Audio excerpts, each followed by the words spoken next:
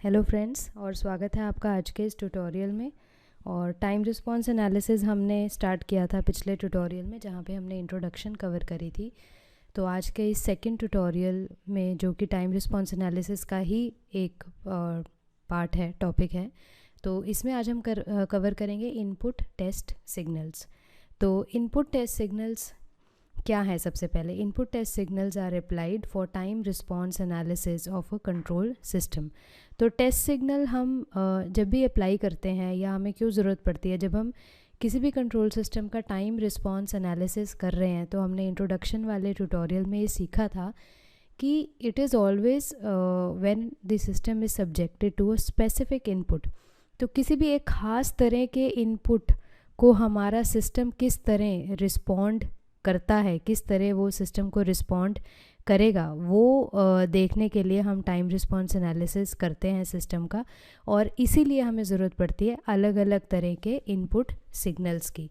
तो क्योंकि ये जो टेस्टिंग है, ये जो एनालिसिस है, ये एक लैब में या एक प्रोटोटाइप पे किया जाता है, तो इसीलिए हमारे जो इनपुट सिग्नल्स हैं वो भी अलग अलग तरह के सिग्नल्स हमारे पास अवेलेबल हैं, जो कि हम सिस्टम को देते हैं एज इनपुट, और हम उसके आउटपुट को स्टडी करते हैं। तो इस ट्यूटोरियल में हम देखेंगे कि कौन कौन से अलग अलग तरह के टेस्ट इनपुट सिग्नल्स हैं जो हम एनालिसिस में यूज़ करेंगे आगे जाकर। तो सबसे पहले जो हमारा एक सबसे बेसिक टेस्ट इनपुट सिग्नल है वो है स्टेप फंक्शन। स्टेप फंक्शन जो है, it is defined as the sudden application of input signal. तो कभी भी अगर जो रिक्वायरमेंट है वो ये है कि हमने सिस्टम का रिस्पॉन्स देखना है to the sudden application of some input, किसी भी एक मैग्नीट्यूड की, किसी भी एक वैल्यू की सडन इनपुट पे हमारा सिस्टम किस तरह से रिस्पॉन्ड करेगा, तो उस केस में जो इनपुट हम यूज़ करेंगे वो होगा हमारा स्टेप फंक्शन। तो ग्राफिकली जो हमारा स्टेप फंक्शन है वो इस तरह से दिखता है। स्टेप फंक्शन, ये देखिए, तो यहाँ पे आपके सामने ये है, it is like a step. यहाँ पे ये बिल्कुल 0 है, और यहाँ पे एकदम ये स्टेप की तरह राइज हो गया, और उसके बाद ये स्टेप ऐसे कंटिन्यू हो रहा है। तो यहाँ पे अगर ये वाला जो हमारा एम्पलीट्यूड है, अगर ये एम्पलीट्यूड कैपिटल आर है फॉर एग्जांपल, तो यहाँ पे जो हमारा इनपुट है उसको हम मैथमेटिकली कैसे एक्सप्रेस करेंगे?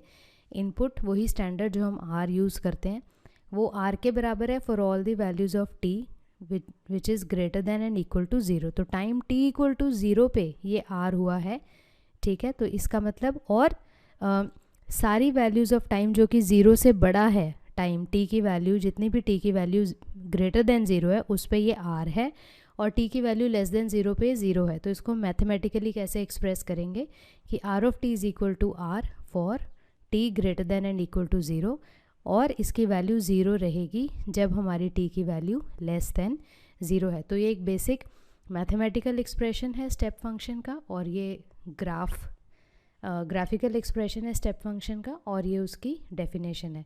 इसके आगे जो हमारा स्टेप फंक्शन है, अगर मान लीजिए कि इस आर की वैल्यू जो यहाँ पे मैंने अभी लेबल करा था, ये जो एम्पलीट्यूड है, अगर इसकी वैल्यू आर की वैल्यू मैं 1 कर देती हूँ, तो फिर ये कहलाता है यूनिट स्टेप फंक्शन।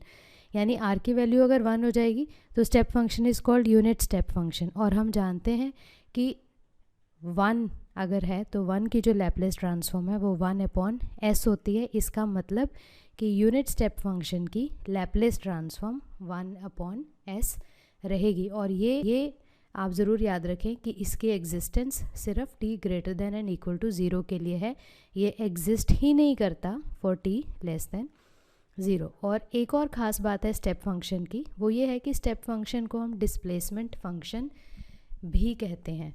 तो ये बात आप याद रखें, कहीं पर भी अगर डिस्प्लेसमेंट फंक्शन मेंशन है तो उसका मतलब है कि हम रेफ़र कर रहे हैं स्टेप फंक्शन को। और अगला जो टेस्ट इनपुट सिग्नल है हमारा वो है रैंप फंक्शन। रैंप फंक्शन की डेफिनेशन क्या कहती है? Ramp function is described as the gradual application of input signal. तो स्टेप में जैसे कि हमने मेंशन किया था कि वो एक सडन एप्लीकेशन था, लेकिन जो रैंप है वो एक ग्रेजुअल मीन्स स्लो, थोड़ा सा स्लो, कि एकदम से अप्लाई नहीं करना है, over a period of time उसकी वैल्यू इंक्रीज़ होगी। कैसे इंक्रीज़ होगी ये ग्राफ से आपको और क्लियर हो जाएगा। ये देखिए यहाँ पे इसकी जो वैल्यू राइज हो रही है वो यहाँ से लेके इतने टाइम में, 0 से लेके इस टाइम तक वो अपनी वैल्यू को इंक्रीज़ कर रहा है और दिखने में भी एक रैंप की तरह है। तो इस तरह का सिग्नल जब भी हमें अप्लाई करना है कंट्रोल सिस्टम पे तो हम रैंप फंक्शन अप्लाई करते हैं। तो इसकी डेफिनेशन हो गई। उसके बाद इसका जो ग्राफ है वो इस तरह से रैंप की तरह, और इसका मैथमेटिकल एक्सप्रेशन हम लिखते हैं आर टी। यहाँ पे मैं ये सारे जो है कॉजल सिस्टम्स, कॉजल सिग्नल्स ले रही हूँ जो कि टी ग्रेटर देन 0 पर एग्जिस्ट कर रहे हैं। तो यहाँ पे आर टी हमने दिया है इसको वैल्यू, और ऑफ कोर्स क्योंकि सिर्फ पॉजिटिव टाइम पे ये एग्जिस्ट कर रहा है तो यहाँ पे कंडीशन लग गई कि ये वैल्यू है for T greater than and equal to 0, और फॉर टी लेस देन 0 ये वैल्यू जो है हमारी वो 0 रहेगी। और सेम उसी तरह अगर यहाँ पे जो स्लोप है इसका वो यूनिटी हो जाए, अगर आर की वैल्यू 1 हो जाए तो यही रैंप फंक्शन कहलाएगा यूनिट रैंप फंक्शन। और यूनिट रैंप फंक्शन में क्योंकि आर की वैल्यू 1 हो गई तो जो हमारा इनपुट है आर ऑफ टी वो टी हो जाएगा और यूनिट रैंप फंक्शन कहलाएगा। और टी की जो लैपलेस ट्रांसफॉर्म है वो हम जानते ही हैं 1/s² होती है। और साथ ही साथ रैंप फंक्शन को हम वेलोसिटी फंक्शन के नाम से भी जानते हैं। तो स्टेप फंक्शन डिस्प्लेसमेंट फंक्शन है और रैंप फंक्शन वेलोसिटी फंक्शन है। अब आप ये सोच सकते हैं कि डिस्प्लेसमेंट और वेलोसिटी में क्या रिलेशन होता है, वही रिलेशन स्टेप और रैंप में भी एग्जिस्ट करेगा। इसकी बात मैं अभी वीडियो के लास्ट में करूँगी आपसे दोबारा। अगला जो हमारा फंक्शन है वो है parabolic function. Parabolic function is defined as the more gradual application of input.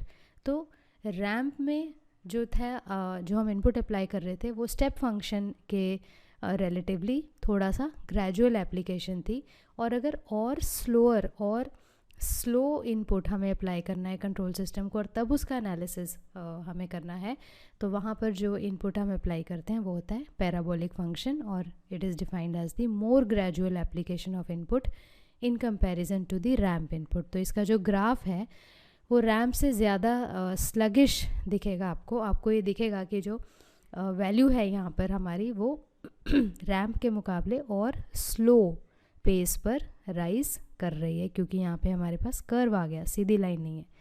और इसका जो मैथमेटिकल एक्सप्रेशन है वो हम अगर इसका ये जो कर्व है जो स्लोप r है तो उसको हम लिखते हैं r(t²/2). तो ये पैराबोलिक फंक्शन का एक्सप्रेशन होता है t²/2, और of course for t greater than 0 equal to 0, क्योंकि 0 पर ये एग्जिस्ट कर रहा है, हम इसकी वैल्यू देख सकते हैं, लेकिन लेस देन 0 पर ये एग्जिस्ट नहीं कर रहा।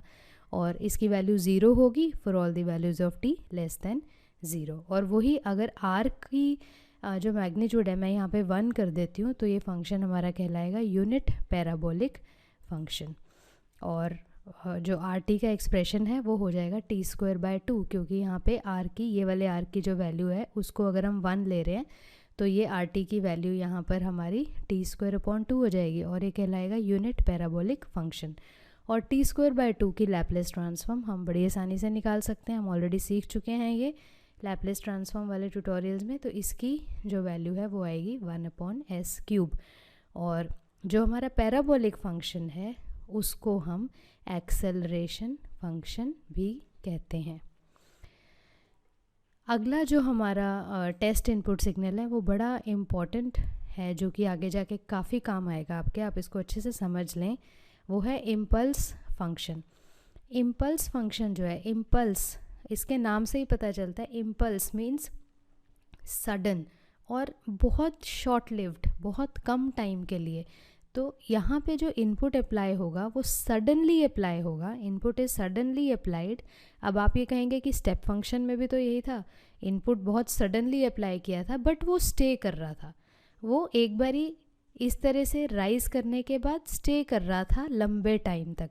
लेकिन जो इम्पल्स है उसको हम सडनली अप्लाई कर रहे हैं at a shock but for a very very short duration of time, मतलब जैसे ही वो ऊपर जाएगा साथ ही वो नीचे आ जाएगा। तो इसको अगर हम ग्राफिकली रिप्रेजेंट करना चाहें तो उसको हम ग्राफ की मदद से रिप्रेजेंट कर सकते हैं ऐसे। तो यहाँ पे आप देखिए स्टेप की तरह ये t इक्वल टू 0 पे स्टेप फंक्शन की तरह ऊपर ज़रूर गया किसी एक मैग्नीट्यूड पे, और बहुत जल्दी देखिए कितनी ड्यूरेशन में नीचे आ गया, डेल्टा टी। मैंने t भी नहीं लिया, डेल्टा t, यानी बहुत बहुत शॉर्ट ड्यूरेशन। तो इसकी अगर हमें लैप्लेस ट्रांसफॉर्म निकालनी हो तो हम कैसे निकाल सकते हैं? जो यूनिट इम्पल्स फंक्शन होता है हमारा, याद रखें, वो फर्स्ट टाइम डेरिवेटिव होता है यूनिट स्टेप फंक्शन का। तो इसका मतलब कि unit impulse function is D by D T of unit step function अगर है, और मैं यहाँ पे अगर लैप्लेस बोथ साइड्स ले लूँ तो मुझे LHS में मिल गया लैप्लेस ऑफ यूनिट फंक्शन, और यहाँ पे क्या इक्वेशन बन गई, Laplace transform of D by D T of unit step function. और अगर आपको डिफ्रेंसिएशन प्रॉपर्टी याद हो तो डी बाई डी टी के लिए हमारे पास आ गया S, और हमारे पास रह गया Laplace of unit step function. Laplace transform of unit step function हमने अभी अभी देखी 1/s होती है, तो ये S और ये S कैंसिल हो गया और हमें वैल्यू मिल गई 1। तो देखिए लैप्लेस ऑफ यूनिट इम्पल्स कितनी आ रही है, 1। अब अगर आप इसको थोड़ा सा डीपली सोचें तो जब भी हम किसी टाइम फंक्शन की लैप्लेस ट्रांसफॉर्म लेते हैं तो वहाँ पर S वाला फैक्टर ज़रूर आता है, तभी हमें ये पता चलता है कि वो लैप्लेस डोमेन में ट्रांसफॉर्म हो चुका है। लेकिन यहाँ पे कोई S का फैक्टर नहीं है, बल्कि एक कांस्टेंट वैल्यू 1 हमें यहाँ पर मिल रही है। क्यों? क्योंकि प्रैक्टिकली टाइम का फैक्टर बहुत बहुत छोटा है, और अगर टाइम फैक्टर प्रैक्टिकली एग्जिस्ट नहीं कर रहा तो उसका लैप्लेस वाला फैक्टर भी प्रैक्टिकली एग्जिस्ट नहीं करेगा। तो इसीलिए क्योंकि इसकी ड्यूरेशन डेल्टा टी है which is very very short practically, इसीलिए उसकी जो लैप्लेस ट्रांसफॉर्म है, क्योंकि टी नहीं है इस साइड तो S नहीं है उस साइड, तो इसीलिए जो यूनिट इम्पल्स की लैप्लेस ट्रांसफॉर्म है वो हमें 1 यहाँ पर मिलती है, ये आप याद रखें। लास्टली यहाँ पे जो एक इम्पॉर्टेंट रिलेशन है इन सभी टेस्ट इनपुट सिग्नल्स में, वो मैंने सम अप करा है यहाँ पे। तो अगर आपके पास रैंप फंक्शन है और अगर आप रैंप फंक्शन का फर्स्ट टाइम डेरिवेटिव लें, उसको डिफरेंशिएट कर दें विद रिस्पेक्ट टू टाइम, तो आपको क्या मिल जाएगा, स्टेप फंक्शन। और इसी तरह से स्टेप फंक्शन को अगर आप टाइम डेरिवेटिव लें, उसको डिफरेंशिएट कर दें विद रिस्पेक्ट टू टाइम, जैसे कि हमने यहाँ पर भी बात करी थी, यहाँ पर यूनिट इम्पल्स में, तो हमें क्या मिल जाएगा, इम्पल्स फंक्शन। और इसी तरह से इम्पल्स फंक्शन को इंटीग्रेट करेंगे तो स्टेप फंक्शन, और इसको इंटीग्रेट करेंगे तो रैंप फंक्शन। तो ये एक बहुत इम्पॉर्टेंट रिलेशनशिप है जो कि आपको आगे कॉम्पिटिटिव एग्जामिनेशन या कंसेप्चुअल क्वेश्चंस में बहुत ज़्यादा काम आएगा, तो इसको आप याद रखें। तो ये था हमारा आज का ट्यूटोरियल जो कि 4 बेसिक और बहुत इम्पॉर्टेंट टेस्ट इनपुट सिग्नल्स पे था।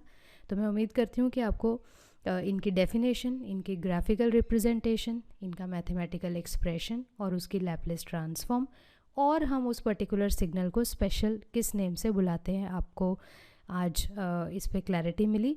और अगर आपको ये पसंद आ रहा है तो आप इसको शेयर करें, लाइक करें, और ताकि ज़्यादा से ज़्यादा लोगों में ये फ्री एजुकेशन पहुंच सके और वो इसका फ़ायदा उठा सकें। जल्दी हम अगले वीडियो में मिलेंगे इसी के कंटिन्यूटी टॉपिक के साथ। तब तक के लिए अपनी सेहत का ध्यान रखें और खुश रहें। Bye bye.